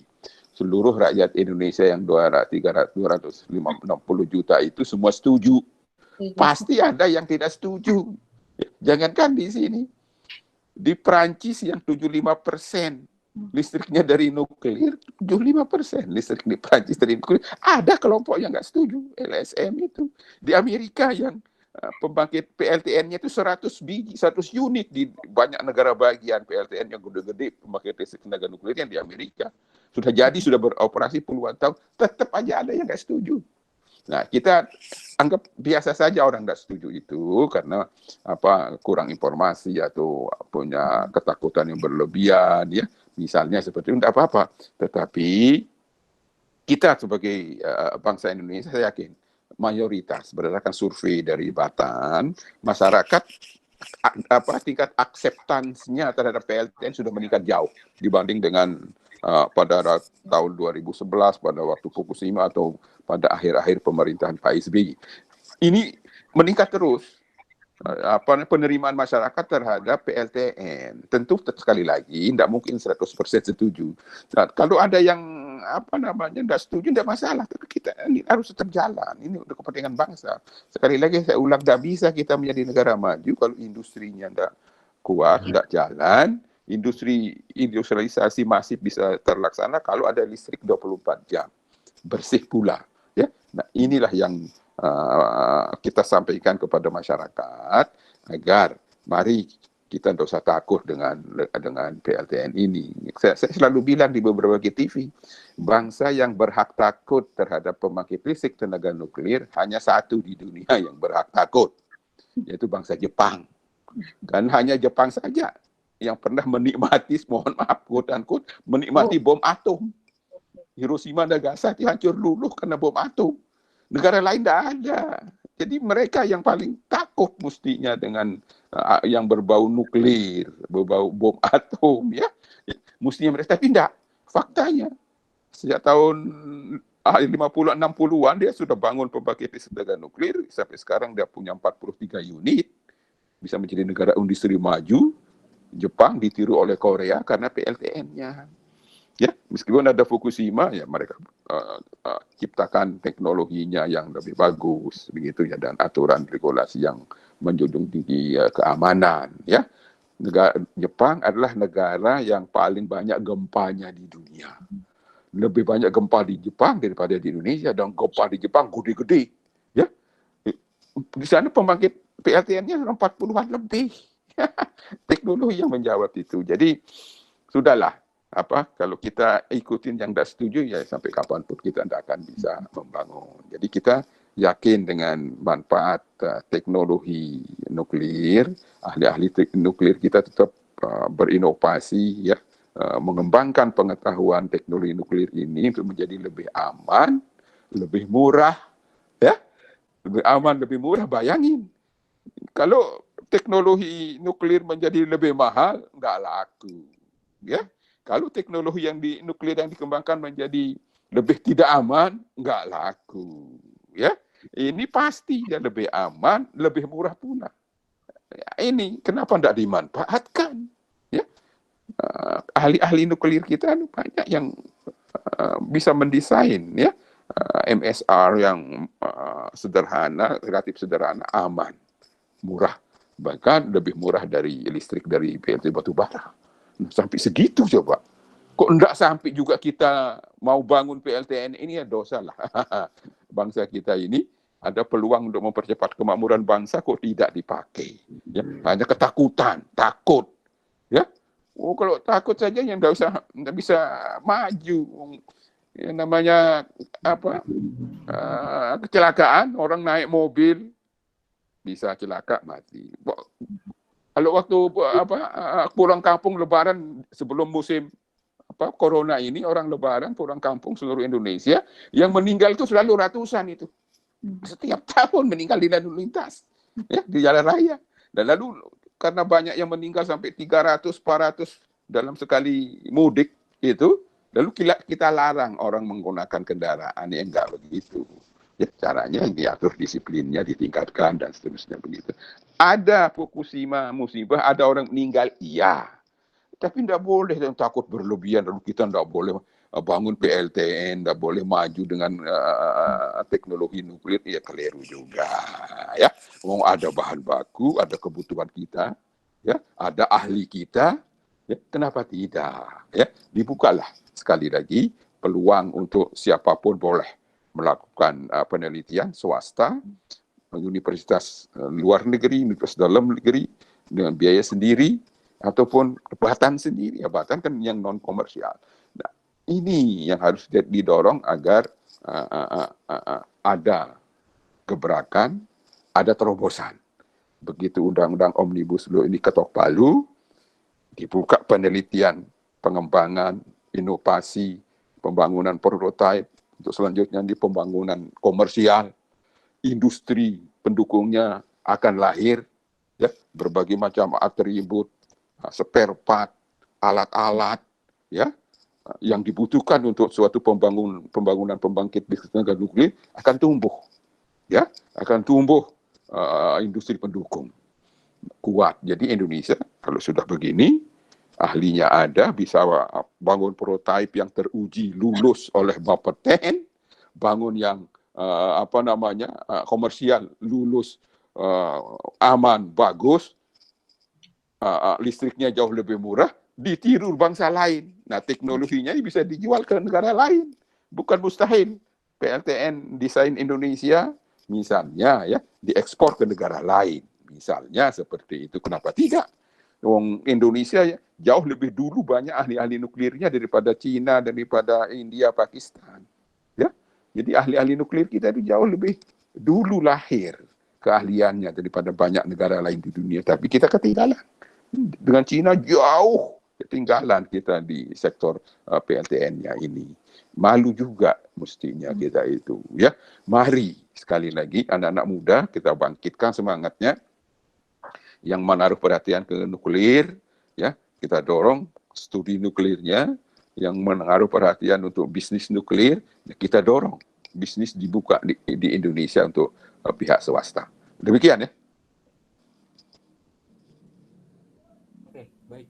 Terima kasih Pak Kurtubi. Pak, boleh nambahkan Pak? Ya. Oke, Pak Hedi. Masalah opsi terakhir tadi Pak, buat yang muda-muda Pak. Oh, opsi tarik ya. Bahwa Pak Moderator, bahwa opsi terakhir pada PP 79 pasal 11 ayat 3 itu sepertinya sih memang tertulis opsi terakhir. Tapi kalau kita lihat penjelasan pasal 11 ayat 3 itu disebutkan, namun demikian dalam hal telah dilakukan kajian yang mendalam mengenai adanya teknologi pengembangan energi nuklir untuk tujuan damai, pemenuhan kebutuhan energi yang semakin meningkat, penyediaan energi nasional dalam skala besar, mengurangi emisi karbon, serta adanya kepentingan nasional yang mendesak, maka pada dasarnya energi nuklir dapat dimanfaatkan. Jadi kelihatannya seolah-olah menganulir, katanya tidak Pak sebenarnya. Jadi kalau kita baca dalam peraturan pemerintah itu, jangan kita sepotong-potong hanya di dalam batang tubuh, baca dalam penjelasannya Pak.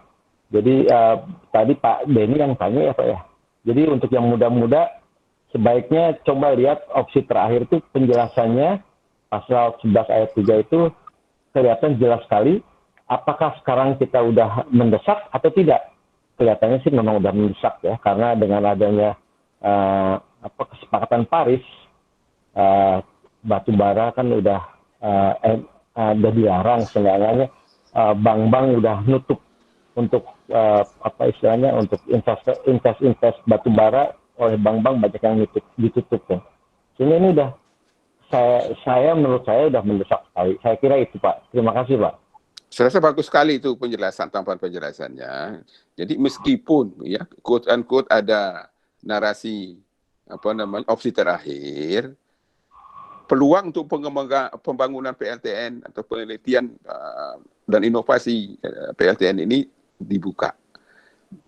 Pasar memungkinkan, dan kita bukan hanya memungkinkan, mewajibkan, ya, kepentingan kita mewajibkan untuk segera membangun PLTN, ya, untuk pertumbuhan ekonomi satu. Kedua, agar udara bisa lebih bersih, karena PLTN itu polutannya kecil, CO2-nya kecil.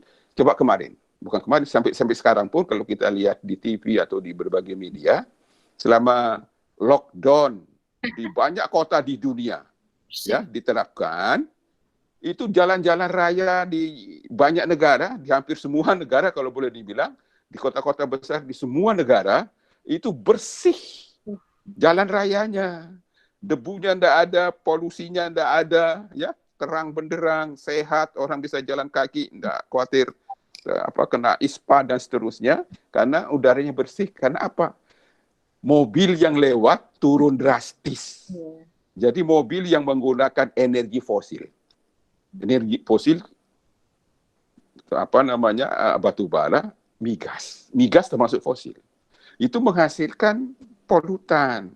Kendaraan-kendaraan mobil BBM di seluruh dunia itu menghasilkan asap, polusi, CO2, macam-macam. Baik kelihatan mata maupun tidak. Nah, sehari-hari semua kota di seluruh dunia kan padat kendaraan.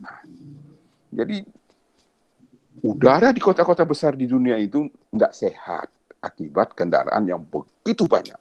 Ya, nah sekarang tiba-tiba kok kota-kota besar di seluruh dunia itu bening udaranya, sehat, seger, karena kendaraannya liwat anjlok.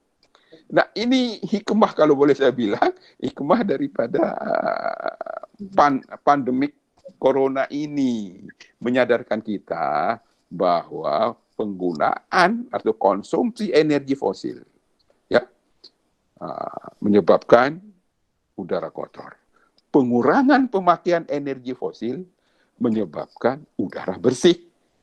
Itu terbukti, itu bukan ngarang, terbukti. Nah, maka ini hikmahnya apa? Kalau saya berpendapat, segera percepat penggunaan mobil listrik di seluruh Indonesia. Dipermurah mobil listriknya, kira-kira seperti itu. Lalu kendaraan angkutan umum massal di dalam tanah itu MRT. Itu dibangun di seluruh Indonesia. Di Jakarta tidak hanya utara selatan saja MRT-nya. Ke 8 penjuru angin di bawah tanah pakai MRT. Yang di atas tanah LRT. Ya, semua ini kendaraan listrik.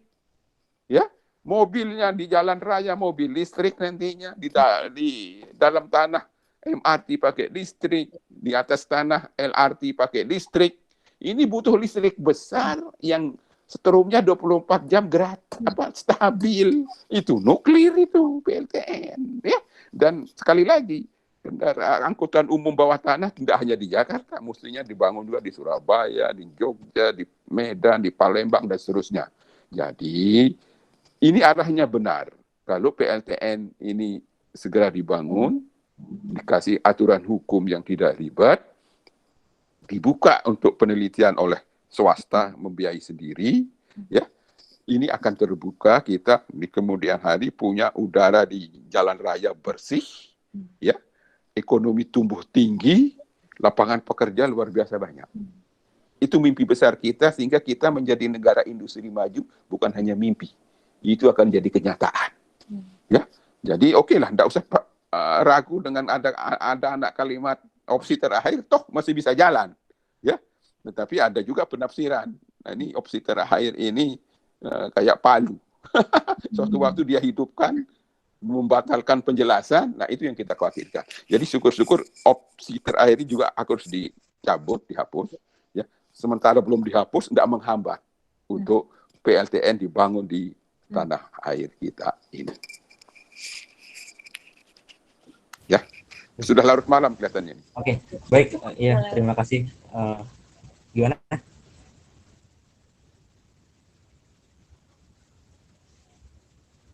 Oke, terima kasih kepada Pak Kurtubi atas jawabannya. Baik, karena waktu sudah semakin malam, jadi perlu saya sampaikan sedikit di sini mengenai kesimpulannya ada bahwasannya dalam agar terciptanya atau terrealisasinya pembangunan PLTN perlu adanya kebebasan inovasi. Bangsa bisa maju kalau inovasinya jalan, sehingga butuh kebebasan. Mungkin untuk diskusi kali ini cukup sekian. Terima kasih kepada pembicara, kepada Bapak Kurtubi, kepada Ibu Dahlia, dan tak lupa kepada teman-teman semua yang sudah mau berpartisipasi dalam agenda diskusi ini, teman-teman yang sudah bertanya. Mohon maaf juga kepada teman-teman yang tidak sempat untuk bertanya karena keterbatasan waktu. Semoga di kesempatan berikutnya kita dapat mengadakan diskusi seperti ini lagi, dan teman-teman mungkin bisa bertanya juga. Kiranya hanya itu yang dapat saya sampaikan. Saya memohon maaf selaku moderator mewakili panitia, memohon maaf yang sebesar-besarnya apabila terdapat kesalahan, kekurangan baik secara teknis ataupun lain-lainnya. Mungkin cukup sekian dari saya, kurang lebihnya mohon maaf. Wassalamualaikum warahmatullahi wabarakatuh. Waalaikumsalam warahmatullahi wabarakatuh. Sama-sama Ibu. Terima kasih Pak Kurtubi. Oke, mudah-mudahan sukses. Mudah-mudahan ada Amin. buah hasilnya apa yang kita diskusikan malam ini. Amin. Jadi go nuklir ya Pak? Ya, Siap. jadi go nuklir. Siap, baik.